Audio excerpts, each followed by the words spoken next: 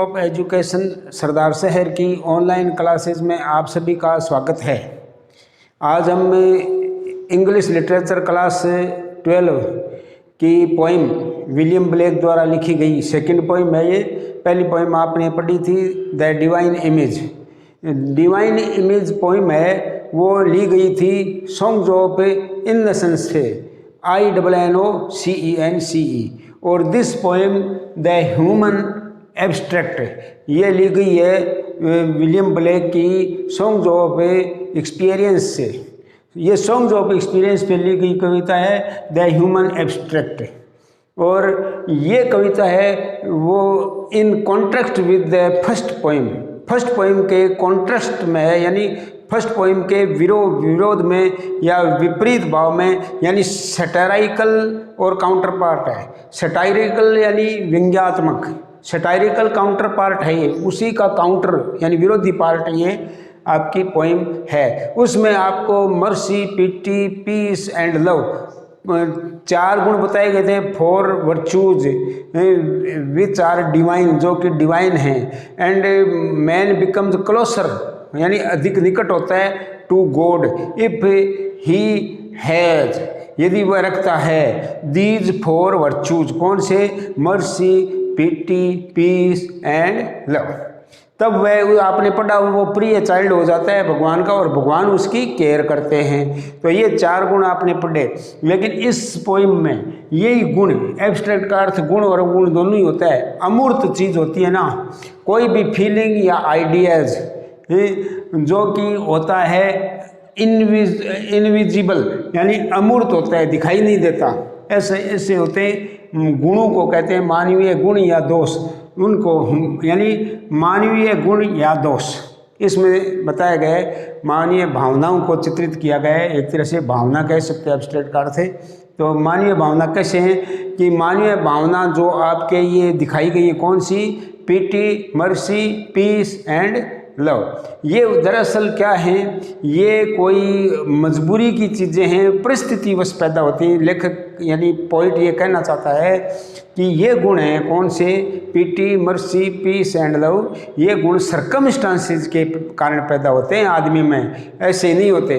तो सर्कमस्टांसेस ऐसी कौन सी हैं, ऐसी परिस्थितियाँ कौन सी हैं जो कि इन गुणों को पैदा करती हैं? यदि वो परिस्थितियाँ नहीं होती हैं, if that circumstances are not present, वो प्रेजेंट नहीं होती हैं, then the absence of these virtues, तब absence of these virtues होता है। There is absence of these virtues।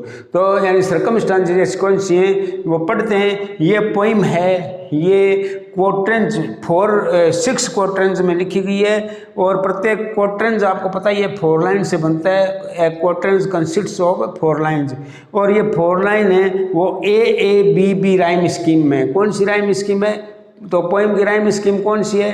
AABB, यानी फर्स्ट लाइन है वो सेकंड लाइन से राइम करती है और थर्ड लाइन है वो फोर्थ लाइन से राइम करती है, यानी लयबद्ध है। देख लो, चाहे peace, increase, snare, care, fears, tears, root, foot, यानी कपलेट में लिखी गई है।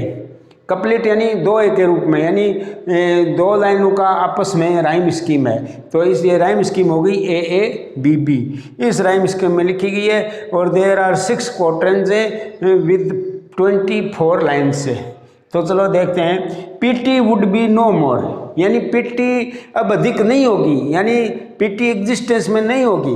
PT would not be in existence, या PT would not be present, present नहीं होगी। वुड नॉट बी प्रेजेंट यानी उपस्थित नहीं होगी। देखो हिंदी में और इंग्लिश दोनों में चल रहे हैं अपने। पीटी उपस्थित नहीं होगी। If we did not make somebody poor, यानी विदाउट पावर्टी, यानी POVERT, गरीबी के बिना पीटी मौजूद नहीं होगी। इफ यानी देर आर पुअर, यदि यहाँ पर पुअर हैं, देन पीटी एग्जिस्ट, तब पीटी एग्जिस्ट करती है यानी विद्यमान रहती है। Otherwise there is no place for pity, नहीं तो पीटी के लिए कोई स्थान नहीं है। यानी we did not make somebody poor, यदि हम किसी को गरीब नहीं बनाते तो ये पीटी नहीं होती। कहने का अर्थ है हमने लोगों को गरीब बनाए और गरीबी के कारण ही पीटी है। तो गरीब बनाने का अर्थ क्या है कि in trying to earn more and more we made somebody poor. हम यदि ज़्यादा से ज़्यादा कमाने की इच्छा करने के प्रयास में किसी को हमने क्या कर दिया है, गरीब बना दिया है। So there is presence of pity, इसीलिए यहाँ पीटी विद्यमान है। विदाउट पॉवर्टी, बिना गरीबी के there is no place for pity, pity के लिए कोई जगह नहीं है। ये मैंने विस्तृत आपको एक्सप्लेनेशन कर दिया है हिंदी में भी और इंग्लिश में भी। अब देखो, and mercy no more would be if all were as happy as we. और मर्सी का भी कोई स्थान नहीं है, यानी दया का भी कोई स्थान नहीं है। पीटी यानी करुणा, तो करुणा का कब जगह नहीं है, जब कोई लोग गरीब नहीं होगा तो करुणा की आवश्यकता नहीं होगी। There will be no need of pity, यानी हम कई तरह से इसका अर्थ कर सकते हैं। और मर्सी कब नहीं होगी, व्हेन एवरीबडी इज हैप्पी, जब हर कोई हैप्पी होता है तो there is no place of mercy, mercy कोई स्थान नहीं है। whom वी शो मर्सी, किस पर दिखाएंगे हम पिटी के मर्सी किस पर दिखाएंगे, इफ़ ऑल आर हैप्पी, यदि सारे हैप्पी हों तो मर्सी दिखाने की कोई आवश्यकता नहीं होगी। मर्सी यानी दया तभी की जाती है जब a man is in distress.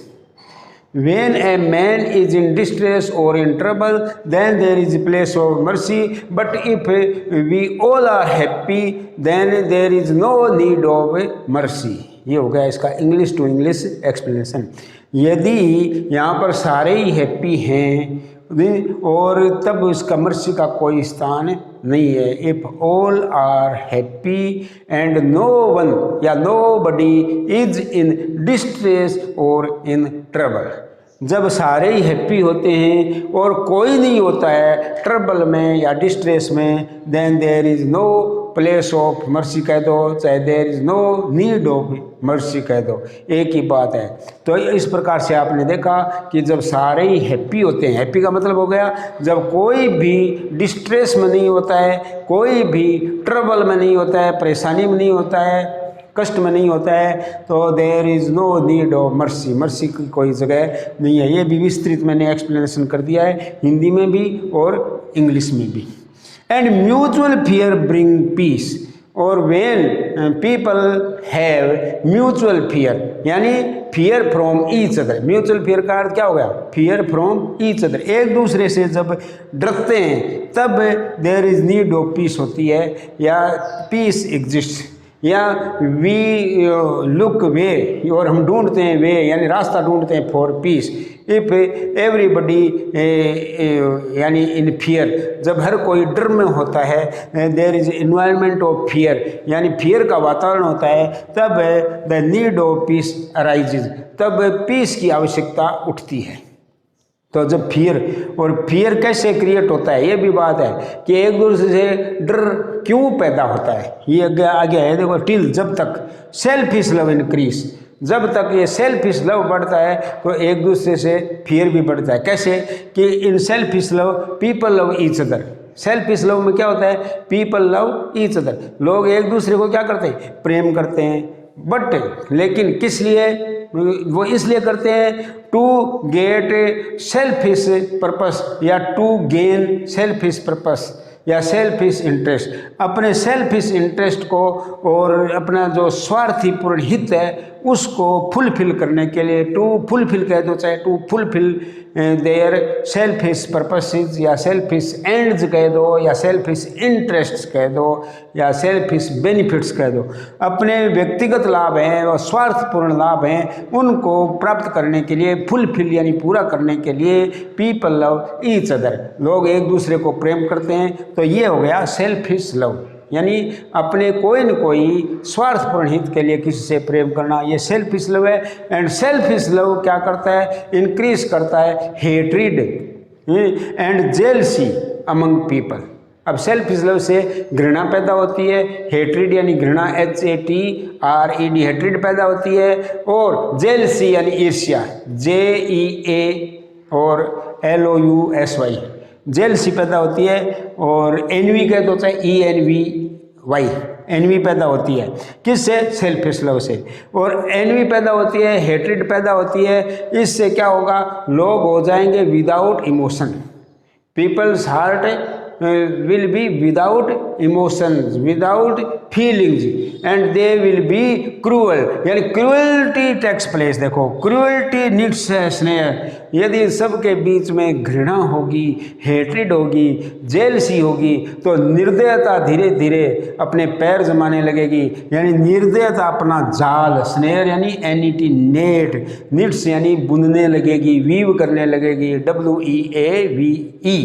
WEAVE, NEET का अर्थ है बुनना। बुनना नहीं आता है तो क्रिएट कर दो या मेक कर दो, मेक यानी बनाएगी। It's net. तो क्रूएल्टी में सी कैपिटलाइज्ड है, पिटी में पी कैपिटलाइज्ड है, मर्सी में एम कैपिटल है। It means mercy, pity and cruelty have been presented by the poet as person, individual person के रूप में यानी प्रस्तुत किए गए, व्यक्ति के रूप में, जीवित रूप में, लिविंग बीइंग के रूप में, presented as living being. So this is called the figure of speech, personification. इसी को पर्सोनिफिकेशन कहते हैं। तो ये पर्सोनिफिकेशन हो गया यानी व्यक्तिकरण। तो क्रूएल्टी को भी क्या कहा गया है, सी कैपिटल किया गया है। तो क्रूएल्टी को आदमी के रूप में दिखाया गया है कि ये अपना जाल बुनना प्रारंभ कर देती है। Cruelty starts to weave his net, अपना नेट बुनना प्रारंभ कर देती है। When there is selfish love in society, जब सोसाइटी में, समाज में सेल्फिश लव होता है तो क्रूएल्टी अपना वो डेरा जमाना प्रारंभ कर देती है। क्रूएल्टी अपना जाल बुनना प्रारंभ करती है और ये जाल वो स्प्रेड करती है। देन क्रूएल्टी स्प्रेड्स इट्स, और जाल को क्या कहेंगे, नेट बाई प्रेजेंटिंग, प्रस्तुत करके, या बाई ऑफरिंग टेम्पटेशन या फूड। बेट्स किसे कहते हैं, टेम्पटेशन यानी लालच, यानी फूड टू अट्रैक्ट समबडी, किसी को आकर्षित करने के लिए हम कोई फूड डालते हैं और फिर उसको फंसाते हैं, तो इसको कहते हैं बेट। जैसे मान लो चूहा है, उसको चूहे को हम पिंजरे में लाने के लिए और रोटी का टुकड़ा लटका देते हैं, तो उसको रोटी के टुकड़े को क्या कहेंगे, बेट, यानी वो लालच हो गया चूहे के लिए। तो टेम्पटेशन स्प्रेड करती है, विद टेम्पटेशन से अपना जाल बुनती है। Cruelty spreads it's net with temptation या विद ऑफरिंग टेम्पटेशन ऑफर करके, यानी लालच ऑफर करके, और केयरफुली, विद केयर का हम क्या कर देंगे, केयरफुली, यानी बड़ी सावधानी पूर्वक अपना जाल फैलाती है। और वो क्या ऑफर करके, फूड ऑफर करके। फूड को हम क्या कह सकते हैं, टेम्पटेशन यानी लालच देती है, प्रलोभन देती है, टेम्पटेशन दे करके अपना जाल है वो फैलाती रहती है। कब, जब when there is selfish love present in society में सेल्फिश लव होता है, then hatred and jealousy increases. इससे क्या होता है, अमंग पीपल, लोगों के बीच में हेट्रेड और जेलसी पनपती है। And cruelty takes place in their heart becomes without feelings. उनके हार्ट हैं लोगों के, वो बिना फीलिंग के हो जाते हैं, यानी कठोर हो जाते हैं। कैलस, CALLOUS, कैलस यानी कठोर, हार्ड हो जाते हैं उनके हार्ट, विदाउट फीलिंग हो जाते हैं, मानवीय गुण उनमें रहित हो जाते हैं, और क्रूएल्टी अपना डेरा डालती है। तो इस प्रकार से मैंने इसका भी एक्सप्लेनेशन हिंदी और इंग्लिश में किया है। फिर क्रूएल्टी, ही का अर्थ क्या है, ही स्टैंड्स फॉर क्रूएल्टी। ही यहाँ आया है किसके लिए, क्रूएल्टी के लिए ही आया है। क्रूएल्टी सिट्स डाउन यानी बैठती है, और फिर विद होली फियर्स के साथ। अब क्या है, लॉन्ग रन में क्या होता है, लोग जब ज़्यादा समय हो जाता है और हेट्रेड और जेलसी समाज में हो जाती है, क्रूएल्टी हो जाती है, तो लोग डरने लगते हैं। लोग यानी people starts to fear from God, भगवान से डरने लगते हैं। क्यों डरने लगते हैं, because there is danger of, क्योंकि यहाँ पर खतरा है, being the victim of cruelty का शिकार होने का उनको भी खतरा है कि कोई मार देगा तो विक्टिम बन जाएंगे क्रूएल्टी के। इसलिए अब डर लगता है, जीवन का डर लगता है, रिस्क ऑफ लाइफ है, there is risk of life because of presence of cruelty in society. समाज में जब क्रूएल्टी विद्यमान होती है तो यहाँ खतरा बढ़ जाता है, जीवन का रिस्क होता है। इसलिए जीवन का रिस्क होता है तो लोग किसका आसरा लेते हैं, प्रे करते हैं गॉड का, यानी भगवान से डरते हैं। दे फियर यानी पीपल शुरू कर देते हैं फियर फ्रॉम गॉड से डरना शुरू कर देते हैं। People starts to fear from God. Holy fear का अर्थ है फियर फ्रॉम गॉड, होली का अर्थ हो गया गॉड और फियर का अर्थ फियर डर है ही। तो फियर फ्रॉम गॉड कब होता है जब क्रूअल्टी विद्यमान होती है। तो इन लॉन्ग रन यानी एक लंबे समय के बाद द पीपल बिगिन यानी पीपल शुरू कर देते हैं या the people start to fear from God, भगवान से डरना शुरू कर देते हैं। तो इसका अर्थ हो गया जब क्रूअल्टी विद्यमान होती है, प्रेजेंस होती है, सिट करती है, तो लंबे समय के बाद में क्या होता है भगवान से डरना शुरू कर देते हैं लोग। और ये जो उनका वाइसेस हैं यानी अवगुण हैं, VICES, वाइसेस का अर्थ क्या है अवगुण, अपने अवगुणों से उनको पश्चाताप होता है, वे फील करना प्रारंभ कर देते हैं सॉरी फील करना है पश्चाताप। देखो यहाँ आया है एंड वाटर्स और पानी गिराते हैं। वाटर्स का अर्थ है गिराना, पानी गिराना यानी गीला करना, make wet, to make wet यानी गीला करना। वाटर्स का अर्थ यहाँ क्या है गीला कर देते हैं, द ग्राउंड को गीला कर देते हैं, विद टीयर्स यानी आंसू से ग्राउंड को गीला कर देते हैं। देखो इसका भाव समझो, आंसू से ग्राउंड को गीला करने का अर्थ है व्हेन देयर इज क्रूअल्टी होती है इन सोसाइटी में, तब hatred and jealousy takes place. तो hatred and jealousy take place यानी हेट्रिड और जेलसी टेक प्लेस, वह प्लेस लेना शुरू कर देते हैं। And the people begin to fear from God, भगवान से डरना प्रारंभ कर देते हैं। एंड दे फील सॉरी, और वो अपना पश्चाताप या दे फील सॉरी की जगह आप कर सकते हो दे रिपेंट यानी पश्चाताप करते हैं, या दे फील सॉरी या वो सॉरी फील करते हैं फॉर देयर मिसडीड्स, अपने बुरे कार्यों के लिए। मिसडीड्स का अर्थ क्या है बुरे कार्यों के लिए।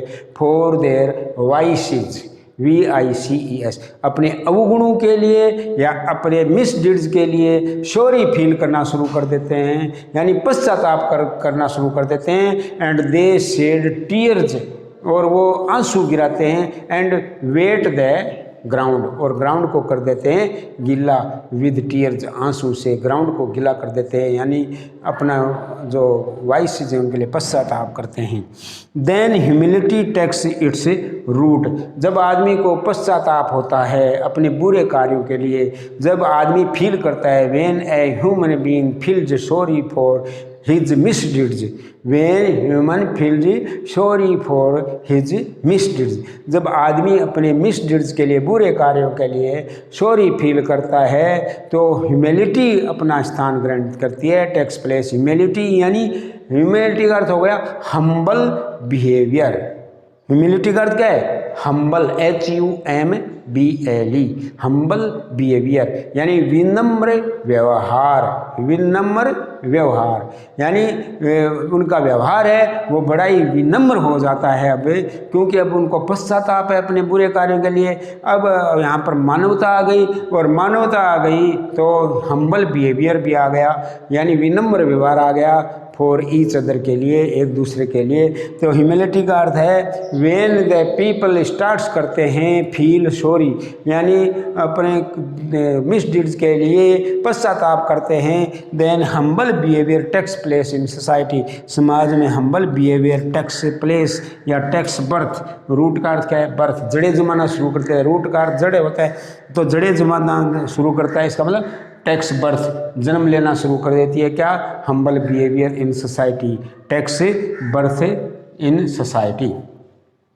व्हेन पीपल फील सॉरी, जब for his misdeeds sorry for their misdeeds, when people feel sorry for their misdeed, जब पीपल अपने मिसडीड्स के लिए सॉरी फील करते हैं, then humble behaviour takes its birth, तब हम्बल बिहेवियर अपना जन्म लेता है इन सोसाइटी में under the feet of cruelty यानी क्रूअल्टी के नीचे नीचे धीरे धीरे और हम्बल बिहेवियर आना शुरू हो जाता है। इस प्रकार से पोइट ने एक्सप्लेन किया है कि आदमी है जिनमें ये गुण होते हैं, पीटी, मर्सी, पीस या लव गुण होते हैं, वो किसी न किसी परिस्थिति से पैदा होते हैं, किसी न किसी सरकमस्टांस से पैदा होते हैं।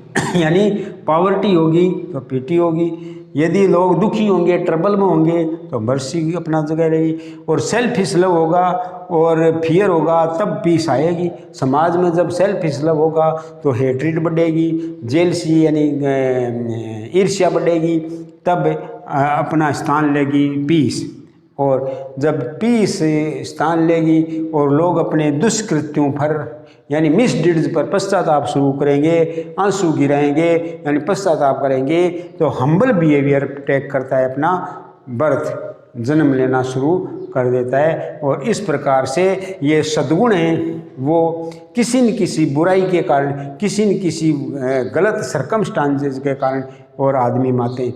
इसलिए वो ये पोइम है, ये in contrast with the first poem the divine image. इसलिए डिवाइन इमेज का ये कॉन्ट्रास्ट है, विरोधाभासी रूप में ये लिखी गई है। उसमें बताया गया है कि आदमी में पीटी, मर्सी, पीस, लव हैं वो मौजूद होते हैं, और जिसमें ये मौजूद होते हैं वो इक्वल टू गॉड होता है। लेकिन यहाँ कहा गया है कि मौजूद नहीं होते ये गुण परिस्थितियों से आदमी में पैदा होते हैं। तो इस प्रकार से ये पोएम हम कहेंगे कि the human abstract, the poem human abstract is the satirical counter part. Satirical यानी व्यंग्यात्मक काउंटर पार्ट है, उसका विरोधी पार्ट है बाय विलियम ब्लेक के द्वारा। इस प्रकार से हम कहेंगे। और द ह्यूमन एब्स्ट्रैक्ट है वो टेकन की गई है किससे? सॉन्ग्स ऑफ एक्सपीरियंस से। और वो किससे ली गई? Songs of इनसेंस। वो सॉन्ग्स ऑफ इनसेंस है, ये सॉन्ग्स ऑफ एक्सपीरियंस है। वो तो थी सॉन्ग्स ऑफ इनसेंस और ये है सॉन्ग्स ऑफ एक्सपीरियंस। तो इस प्रकार से ये अपना आधा पोइम यानी 12 लाइन्स हैं वो पूरी होती हैं। अब हम जाते हैं नेक्स्ट 12 लाइन पर, नेक्स्ट 3 क्वार्टर्स पर हम चलते हैं, स्टांजा पर चलते हैं। अपने अगले स्टांजा में कहता है कि ये जो क्रूअल्टी है जो फैल जाती है इन सोसाइटी में, और क्रूअल्टी के कारण hatred and jealousy takes place. Hatred यानी घृणा और जेलसी और रिवेंज यानी बदला लेना एक दूसरे से, रिवेंज, ये यानी फैल जाते हैं और ये पेड़ का रूप धारण कर देते हैं। सून स्प्रेड दैट डिजमल सेड। ये डिजमल सेड यानी डिजमल यानी मिजरेबल यानी कष्टदायी। डिजमल का अर्थ क्या है? मिजरेबल, कष्टदायी। कष्टदायी छाया है वो फैलाते हैं, यानी ये एक पेड़ का रूप ले लेता है। ये क्या ले लेता है? सेड बिखरता है। इसका मतलब दीज वाइसेज है ना, कौन से वाइसेज यानी दुर्गुण कौन से? जेलसी हुई, क्रूअल्टी हुई, हेट्रेड हुई, रिवेंज है, ये सारे, और फ्रॉड यानी धोखाधड़ी, ये एक पेड़ का रूप लेते हैं। And they begin to spread there, और जो मिजरेबल सेड और फैलाना शुरू कर देते हैं। ऑफ मिस्ट्री यानी मिस्ट्री का पेड़ बन जाता है, ट्री ऑफ मिस्ट्री।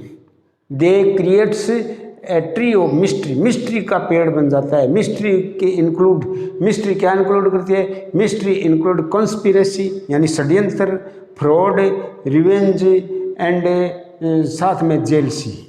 ये जेलसी, फ्रॉड, रिवेंज, कॉन्स्पिरेसी यानी षड्यंत्र, ये इंक्लूड करती है मिस्ट्री का पेड़।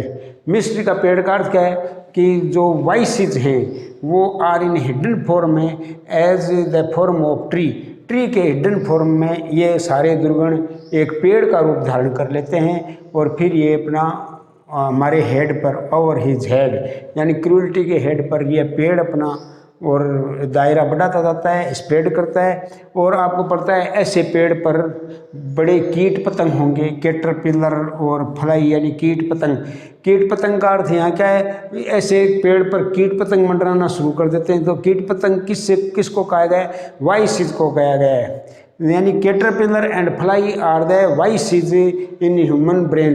ह्यूमन ब्रेन में, आदमी के दिमाग में जो वाइसेज हैं, दुर्गुण हैं, जैसे कंस्पिरेसी है, रिवेंज, दूसरे से बदला लेना यानी रिवेंज लेना, प्रतिशोध लेने को क्या कहते हैं?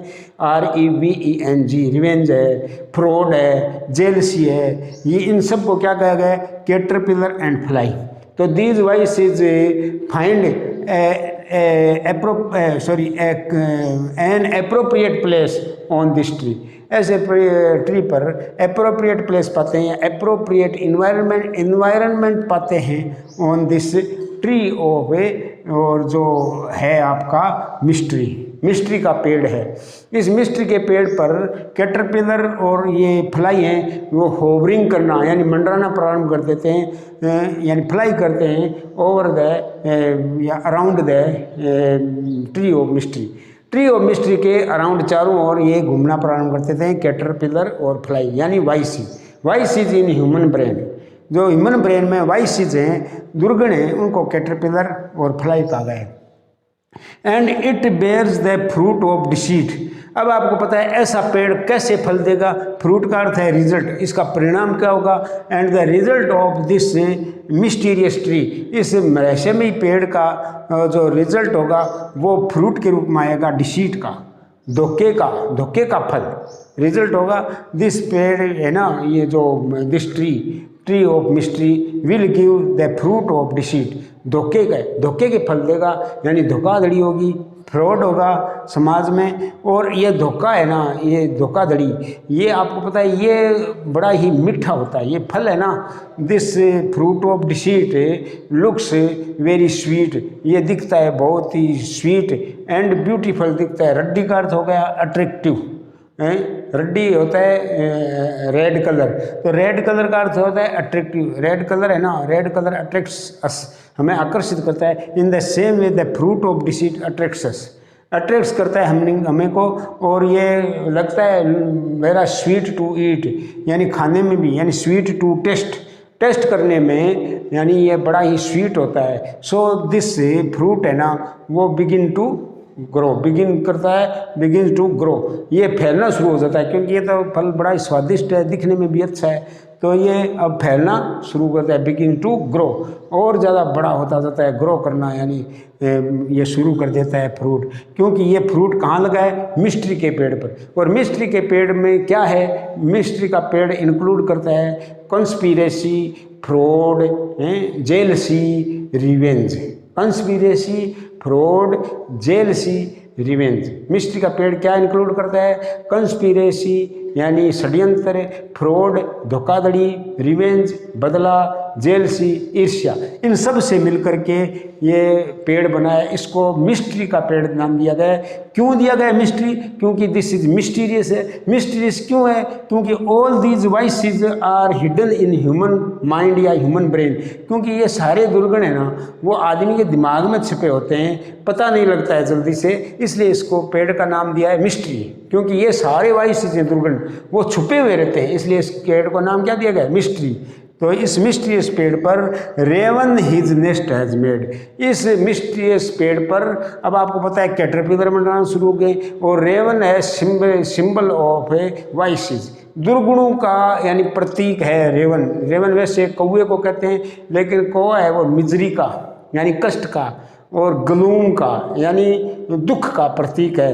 तो ये जो वाइसेस दुखी देने वाले हैं, सोरो देने वाले हैं, दीज वाइसेस ऑलवेज गिव यानी सोरो, यानी हमेशा ही दुख देते हैं, वे दुख का प्रतीक रेवन है। और रेवन ने अपना घोंसला बनाना प्रारंभ कर दिया है, यानी रेवन ने अपना घोंसला बना दिया है, यानी वाइसेस ना हैज बिगिन कर दिया है, हैज स्टार्ट टू क्रिएट या to make their nest in the tree of mystery में घोंसला बनाना शुरू कर दिया है, यानी वाइसेस बढ़ने शुरू हो गए, यानी वाइसेस स्टार्ट टू ग्रो, यानी वाइसेस अब स्टार्ट हो गए ग्रो करने, क्योंकि मैं इनमें तरह तरह के अवगुण यानी अब घोंसला बनाना शुरू कर दिया गया अलग अलग अवगुणों ने।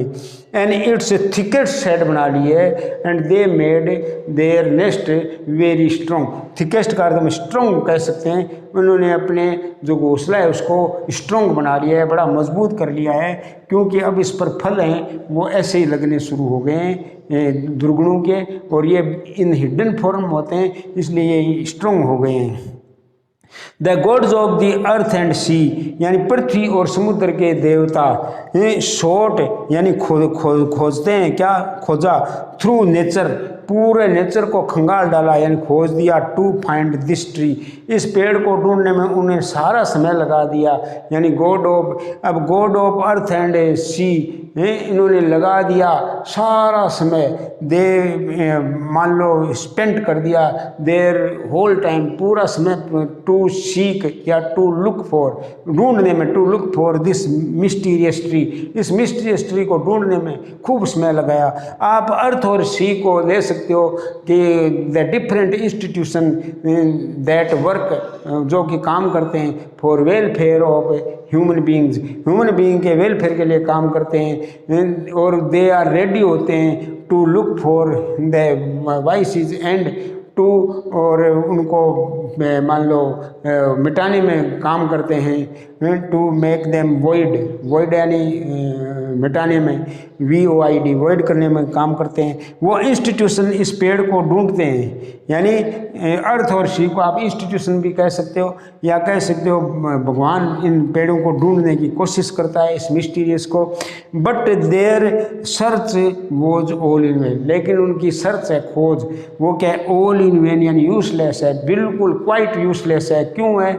इसलिए कि देयर ग्रोज वन, क्योंकि ये एक ऐसा पेड़ है जो ग्रो करता है यानी फलता फूलता है यानी पलता है इन ह्यूमन ब्रेन, क्योंकि दिस मिस्टीरियस पेड़ या tree of mystery always blossom करता है या ब्लूम करता है in the mind of human brain, यानी all the vices are present in human brain और they are in hidden form, वो हिडन फॉर्म होती हैं। So it is very hard to search them, इसलिए उनको खोजना बड़ा कठिन है। So the gods of the earth and C failed to search it, इसलिए गॉड ऑफ अर्थ और सी भी फेल हो गए हैं, यानी the different institution that work for welfare of society, जो अलग अलग इंस्टीट्यूशन वर्क करते हैं सोसाइटी के वेलफेयर, दे आर फेल्ड, वो फेल हैं to search this mysterious tree of vices, ये मिस्टीरियस ट्री है और वाइसेस का, because these vices are always present, हमेशा विद्यमान रहते हैं इन ह्यूमन ब्रेन